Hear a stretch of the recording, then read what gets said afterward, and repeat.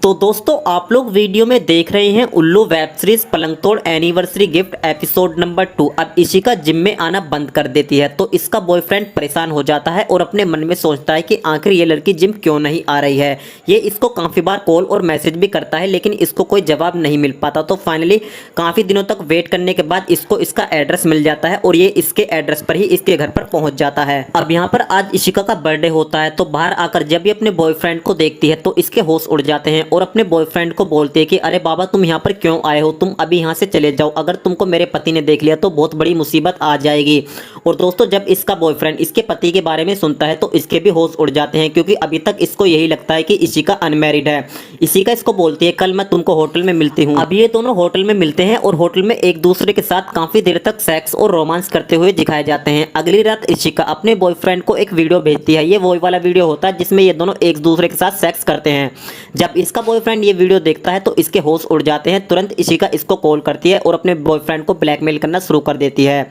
और इसको बोलते हैं कि अब तुम वही करोगे जो मैं चाहती हूँ। और दोस्तों इसी के साथ इस वेब सीरीज का एपिसोड नंबर 2 समाप्त हो जाता है। तो क्या होगा अगले इसके एपिसोड नंबर 3 में, आखिर इसके बॉयफ्रेंड को अब क्या करना होगा, तो जानने के लिए आप लोग हमारे यूट्यूब चैनल। अब दोस्तों माँ देवरानी और बेटी जेठानी के फाइनल एपिसोड में हम देखते हैं कि आधी रात में जब सरला के दामाद को प्यास लगती है और ये पानी पीने के लिए घड़े के पास आता है तो इसको अपनी सासू माँ के कमरे से कुछ मदहोश करने वाली आवाजें सुनाई देती हैं। और जब ये जंगले से झांक कर देखता है तो यहाँ पर सरला उंगली से ही काम चला रही होती है, जिस सीन को देखकर ये भी अपना आपा खो बैठता है और दोस्तों अपनी सास के साथ इस मौके का फायदा उठाने की कोशिश करता है और अपनी सासू माँ के कमरे में आकर जैसे ही इसके साथ काम जोड़ता ही है अचानक से लाइट आ जाती है और जब ये दोनों एक दूसरे को देखते हैं तो शर्म से पानी पानी हो जाते हैं। और दोस्तों इतने में ही इसका जो दामाद होता है पतली गली से निकल लेता है। अब अगले दिन दीपक अपनी सास से पूछता है कि आपके और रौनक के बीच में क्या चल रहा है तो सरला साफ बोल देती है कि रौनक हमसे प्यार करते हैं और हम भी उनसे प्यार करते हैं और जल्द ही हम दोनों एक दूसरे के साथ शादी भी करने वाले हैं। इस बात को सुनकर इसका दामाद अचंभे में आ जाता है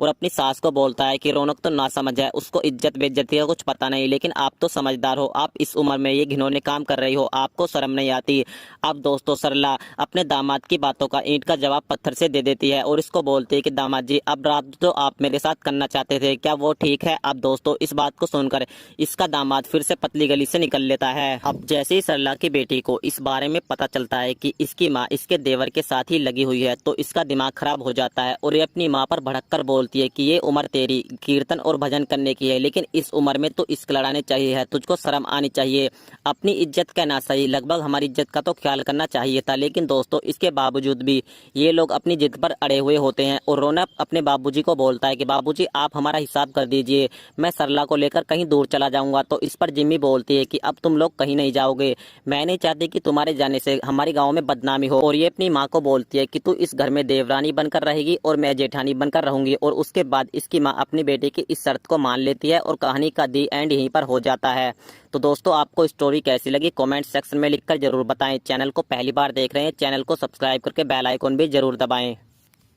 अब दोस्तों माँ देवरानी और बेटी जेठानी के फाइनल एपिसोड में हम देखते हैं कि आधी रात में जब सरला के दामाद को प्यास लगती है और ये पानी पीने के लिए घड़े के पास आता है तो इसको अपनी सासू माँ के कमरे से कुछ मदहोश करने वाली आवाजें सुनाई देती हैं और जब ये जंगले से झांक कर देखता है तो यहाँ पर सरला उंगली से ही काम चला रही होती है, जिस सीन को देखकर ये भी अपना आपा खो बैठता है और दोस्तों अपनी सास के साथ इस मौके का फायदा उठाने की कोशिश करता है और अपनी सासू माँ के कमरे में आकर जैसे ही इसके साथ काम जोड़ता ही है अचानक से लाइट आ जाती है और जब ये दोनों एक दूसरे को देखते हैं तो शर्म से पानी पानी हो जाते हैं। और दोस्तों इतने में ही इसका जो दामाद होता है पतली गली से निकल लेता है। अब अगले दिन दीपक अपनी सास से पूछता है कि आपके और रौनक के बीच में क्या चल रहा है तो सरला साफ बोल देती है कि रौनक हमसे प्यार करते हैं और हम भी उनसे प्यार करते हैं और जल्द ही हम दोनों एक दूसरे के साथ शादी भी करने वाले हैं। इस बात को सुनकर इसका दामाद अचंभे में आ जाता है और अपनी सास को बोलता है कि रौनक तो ना समझ है, उसको इज्जत बेइज्जती का कुछ पता नहीं, लेकिन आप तो समझदार हो, आप इस उम्र में ये घिनौने काम कर रही हो, आपको शर्म नहीं आती।